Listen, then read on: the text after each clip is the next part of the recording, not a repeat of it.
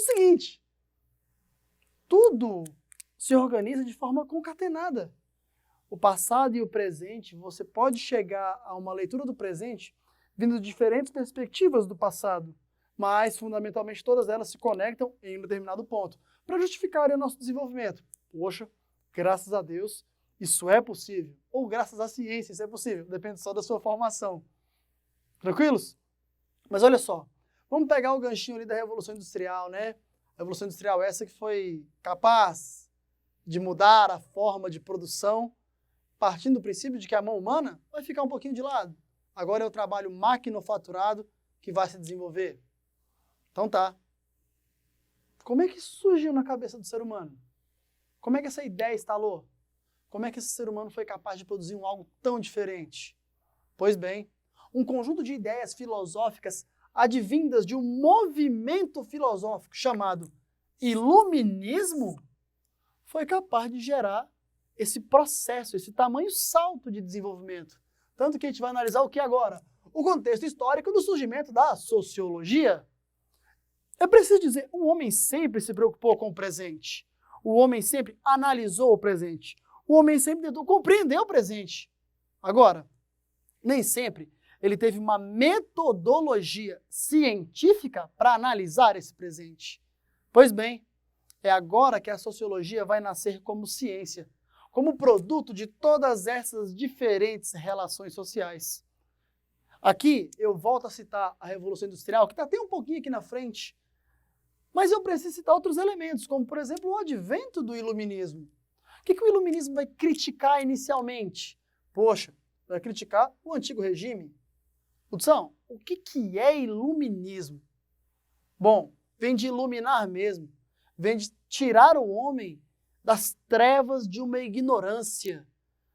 Então aqui, se a ciência já estava se desenvolvendo, se as universidades já estavam pulsando, agora elas vão pulsar de verdade, entendeu?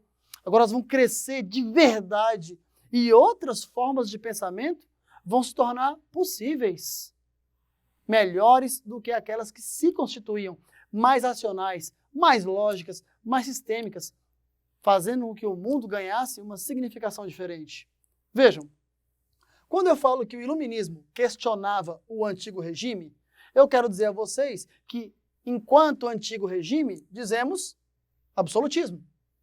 O rei é rei porque assim Deus quis. Assim diria Jacques Bossuet no Direito Divino dos Reis. Assim diria Maquiavel.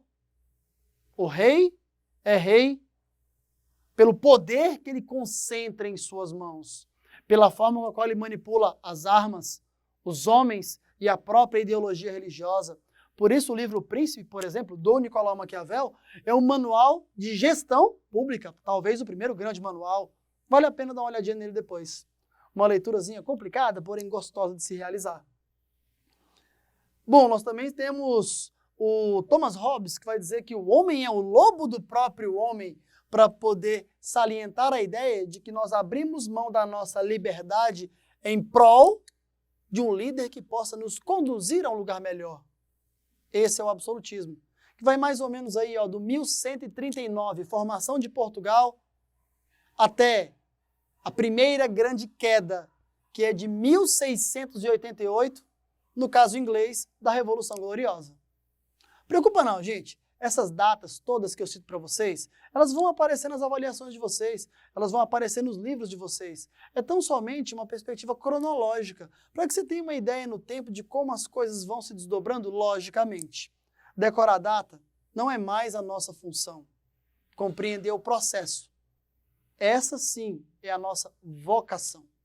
Tranquilos? Então não se preocupe com as datas. Eu tenho realmente o hábito de citar muitas. Mas vejam, eu só trabalho com isso. Então talvez seja quase que uma obrigação para que eu possa saber. Mas vocês, é muito mais importante que se faça uma compreensão dessa leitura geral. Tranquilos? Então vamos dar seguimento. Olha só, o iluminista questiona esse antigo regime, quer dizer, um rei absoluto no poder. Outras coisas que esse iluminismo também vai questionar. O mercantilismo. Mercantilismo, gente, é o primeiro nome dado ao capitalismo, ou capitalismo comercial. Por que os iluministas vão questionar o mercantilismo? Porque esse modelo econômico já está ultrapassado. Um ótimo exemplo disso, escravização de negros, foi uma necessidade social e econômica do período mercantil. Assim justificaram os europeus. E agora, no 1700, no 1800, no 1900, não precisamos mais de negros como escravos. Agora, os negros podem ser libertos e adentrarem o mercado consumidor sobre outras bases e impulsionarem ainda mais o capitalismo. Esse vai ser o quê? O capitalismo industrial, aquele lá que nós já vimos da Revolução Industrial. Esse capitalismo industrial vai impulsionar o mundo, para vocês terem ideia, até a crise de 29, lá na quebra da Bolsa de Nova York, nos Estados Unidos. O iluminismo questiona isso e propõe aquilo que vai ser o modelo econômico para o mundo ocidental, de 1789 até 1929. E por fim, questiona-se a própria condição do negro enquanto escravo.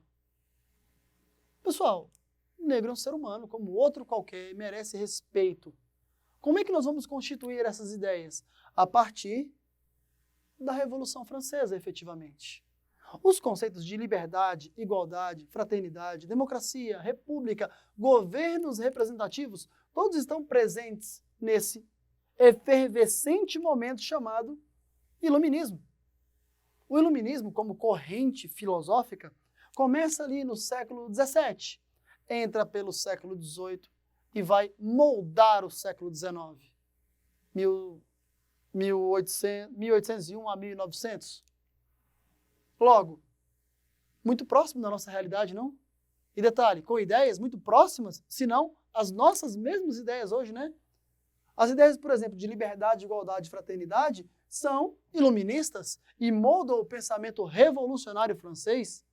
Uma lei que seja para todos, independente do tamanho ou da cor da pele. Uma liberdade que seja comum a todos, independente do tamanho ou da cor da pele. E, independente do tamanho ou da cor da pele, que vivamos como irmãos, de forma fraternal. São conceitos iluministas que nortearam a Revolução Francesa. E eu aposto, devem estar aí dentro da tua casa também. Por isso, o iluminismo, mesmo como uma ferramenta do passado, justifica muito bem o presente. É o passado e o presente dialogando constantemente. Por isso, são ciências siamesas às ciências humanas. Vamos lá. Como a sociologia vai surgir no meio de tudo isso aqui? Vejam, o ser humano vai produzindo novas significações. Peguem, por exemplo, o liberalismo econômico produzido por Adam Smith. O Adam Smith ele vai dizer que o mercado econômico deve se autorregular. O Hugo Grotius vai falar algo muito semelhante lá na França revolucionária, que era rural e que vai dar o grande salto para o perímetro urbano.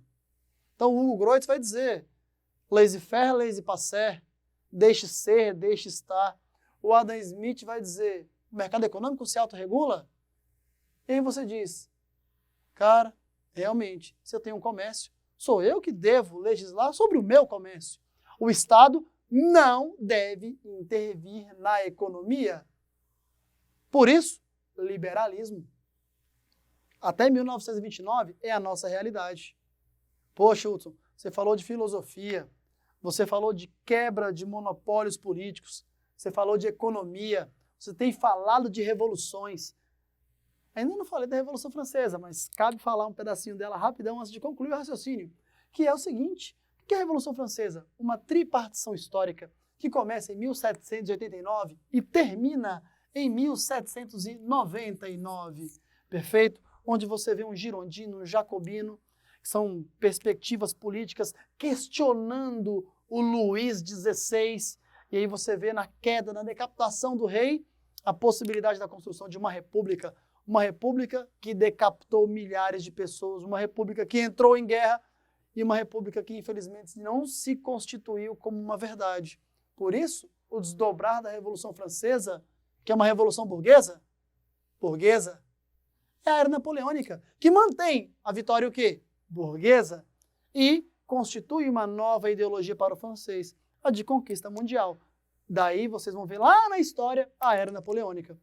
Então, a sociologia surge no meio de tudo isso aqui. Por quê?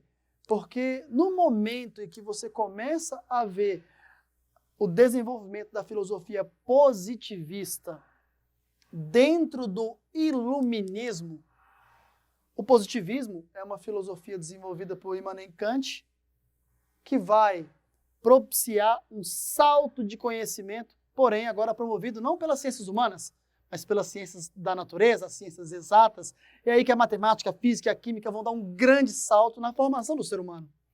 E olha que elas já pré-existiam. Elas vão ganhar o quê? Aquele upgrade, né? Vão dar aquela respirada e gerar um desenvolvimento fantástico. Tanto que a base da nossa formação hoje é pautada pela fantasmagórica química física e a matemática. E as suas fantasmagóricas subdivisões. Gosto demais, tá? Sou da humanas. Isso não me dá o direito de dizer que eu odeio matemática. Muito pelo contrário. Preciso dela para compreender, dentre outras coisas, muito disso aqui. E aí, o sociólogo chamado Augusto Comte, ele dá o salto. Ele é o pai da sociologia. Ele utiliza-se da ferramenta kantiana positivista para poder instituir uma metodologia de ordem sociológica. Sabe qual é a grande sacada, que é o que vai finalizar essa aula? É dizer para você o seguinte, o Augusto Comte, sublinhei para tu não confundir, tá? O Augusto Comte, ele usa do conhecimento matemático, estatístico, para gerar análises sociológicas interessantes. Porque veja só, numa comunidade popularmente chamada de favela, quantos são trabalhadores e quantos não são trabalhadores? Quantos estão vinculados ao mundo da criminalidade e quantos não estão vinculados ao mundo da criminalidade? Quantos são homens? Quantos são mulheres? Quantos são adultos? Quantos são crianças? Você pode observar que para te dar essas respostas, eu preciso trabalhar o tempo todo com estatísticas. A sociologia nasce exatamente sobre esse plano, o plano das estatísticas, como forma de fazer uma primeira leitura com a ferramenta da natureza para a compreensão do desenvolvimento social. Essa cara tá aí, gente. Ó, a gente se vê na próxima aula, tá bom? Um beijo, até mais!